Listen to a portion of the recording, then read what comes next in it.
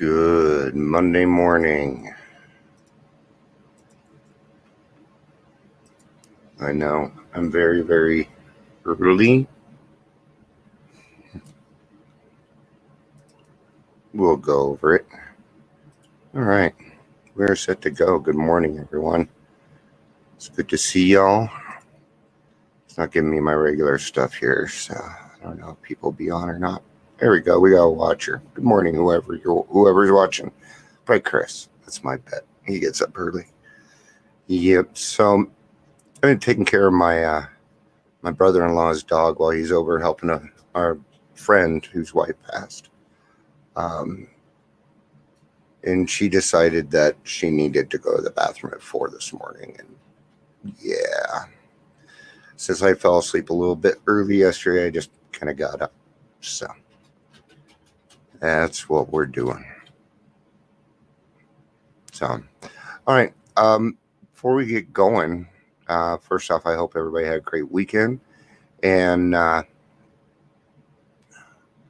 kind of wanted to talk a little bit about why I do this. I know I always, you guys, you ever notice before I talk about this stuff, I cover other things, usually what's going on with me. Okay.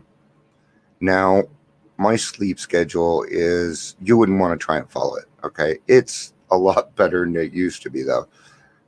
Thank you, God. Good. So you remember the other day, right?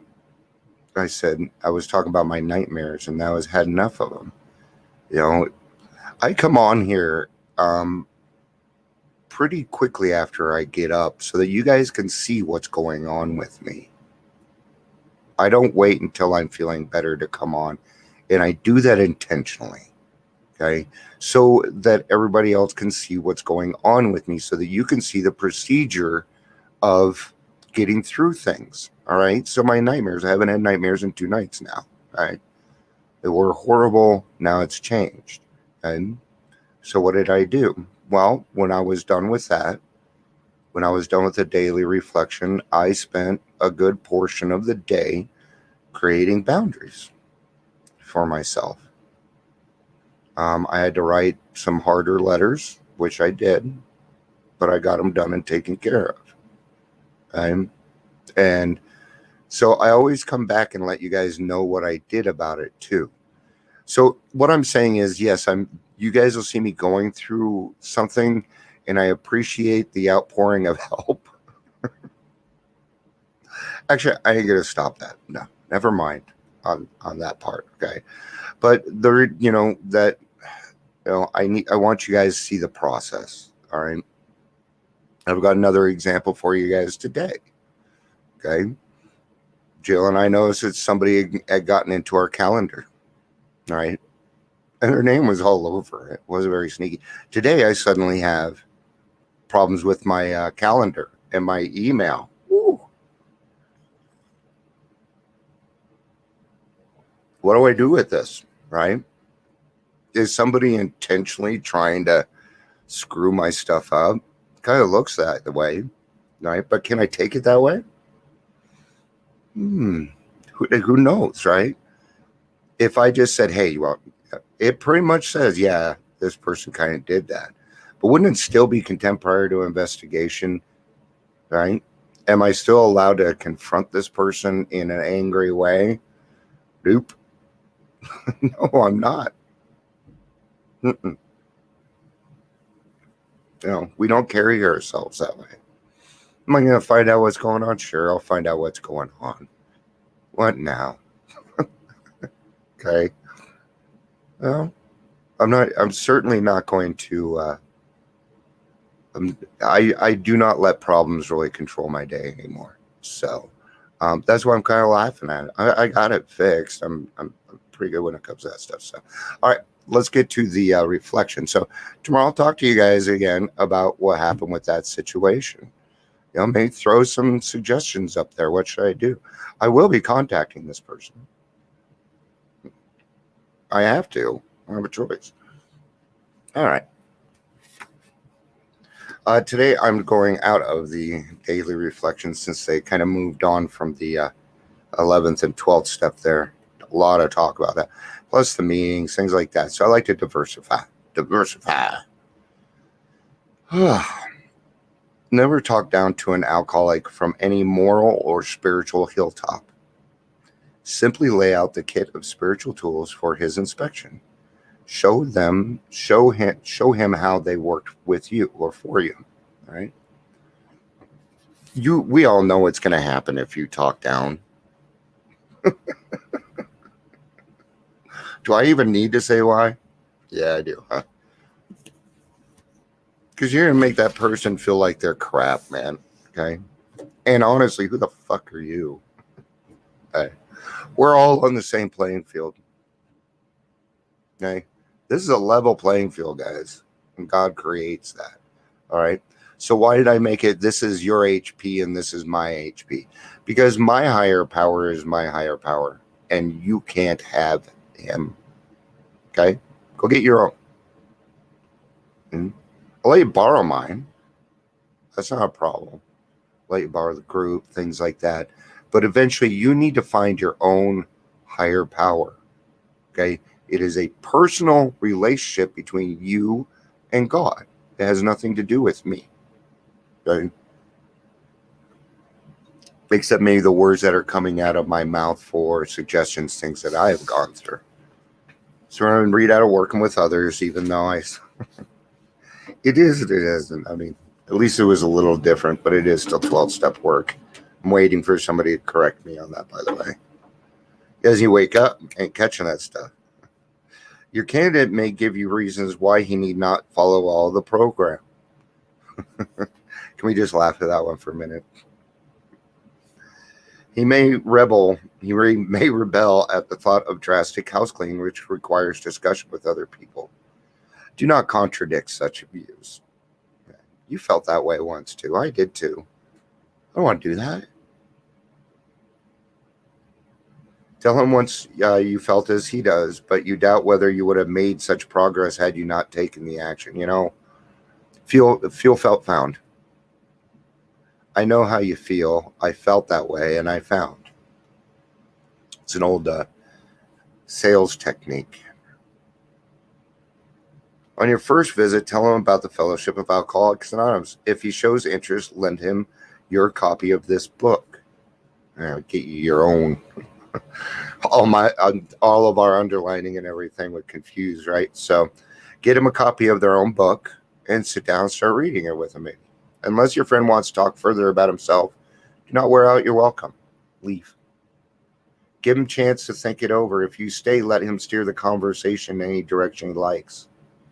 And sometimes you're gonna need a newcomer to. Sometimes they may just start talking and not shut up, and you gotta let them talk, man. Okay, you're gonna want to step in. You're gonna want to step in. Don't shut your fucking mouth for a minute and listen. They're giving you information that you need in order to help them. Okay, so do yourself and whoever you're talking to when you're speaking with somebody, shut your own head off and listen to that person, even though they may be, oh, I know all this. But they may say one little thing in there that may catch your attention. Okay. Sometimes a new man is anxious to proceed at once, and you may be tempted to let him do so. This sometimes is a mistake, okay? Because that's going to come back on you. Well, you told me, right? If he has trouble, likely to say you rushed him, see? So that's why we take it nice and slow and easy, man, okay? You gotta find some comfort in time, and that it's on your side. You'll be most successful with alcoholics if you do not exhibit any passion for crusade or reform. That's something that I have to watch out for. I tend to get pretty passionate about this. So I have to watch how much passion I put into it so as not to scare that person off. Because that may be too much. Would have been too much for me in the beginning. I needed somebody that come up and said, hey, Dion, I know this is going on. I'm going to kick your ass, but we're going to do it in private over here. I needed that. All right. Never talk down to an alcoholic from any moral or spiritual hilltop. Simply lay out spiritual tools for his inspection. Show him how they work for you. Offer him friendship and fellowship. Tell him that if he wants to get well, you will do anything to help. What I usually do with a new person is I tell them, we're just meeting here, man. So we can't, it's going to take a little bit before we trust each other, right? Right. But we can give each other a little bit of respect. Can we do that? I know you're doing something very hard, and I respect you for that, man. And I can give you respect for that. And you'll be amazed what happens. Okay. Just saying, hey, I respect you, motherfucker, for coming up to me and talking. That took a lot. And that's a miracle, man. It is.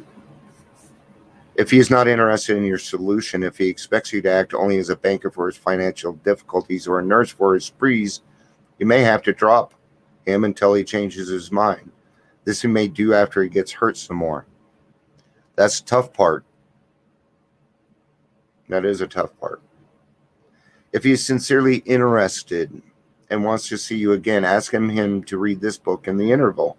After doing that, he must decide for himself whether he wants to go on. He should not be pushed or prodded by you, his wife, or his friends.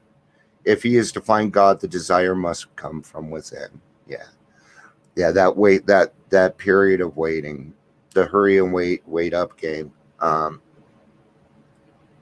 That's a pretty precarious position. Even sometimes we've made the decision, but a lot of people don't believe us yet. Okay, and that's all right too, guys. It took 10 to 20 years of drunkenness. There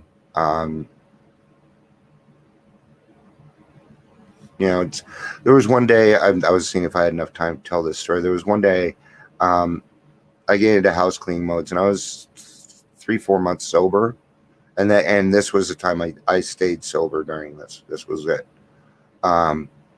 And I was cleaning, and I came across one of my wife's bottles of Tuaca.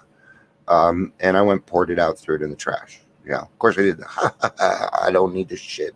Yeah, had a little celebration. Threw it in the trash. My daughter, my stepdaughter comes home, sees it in the trash, and books it out the door to my wife's work. Thankfully, she only worked like 2-3 blocks away.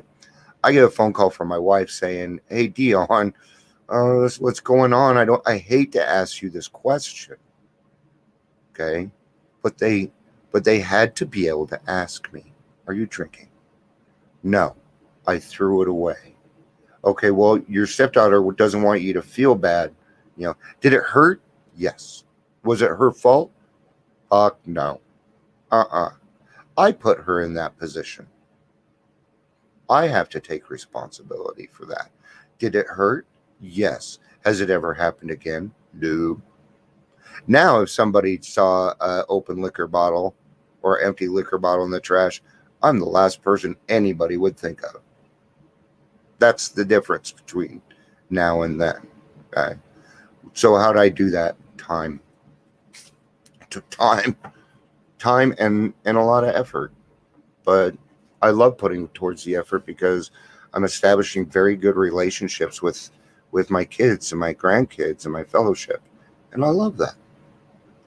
When I come into contact with a newcomer, do I have a tendency to look at him from my perceived angle of success in AA? Wow, that is a tough question, and I love it.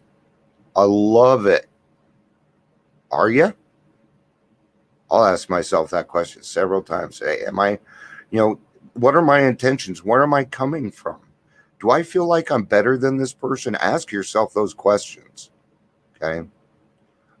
This happens a lot, especially when people become counselors or recovery coaches. Then they start recovery coaching everyone. Okay. And you're talking down to them. My mom went through it too. She's a counselor. I used to tell my mom, stop fucking counseling me. I am your son.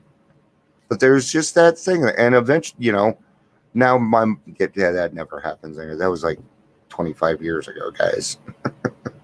My mom hasn't counseled me in a long time. Trust me. You don't want no part of it. All right. Coming up on 15 minutes here. So do I compare him with large number of acquaintances I have made in the fellowship? Do I point out to him in the magisterial voice of AA with my real attitude toward him? I must examine myself whenever I meet a newcomer to make sure that I'm carrying the message with simplicity, humility, and generosity. Okay? And I'm going to tell you why. That person is more important than you. Okay?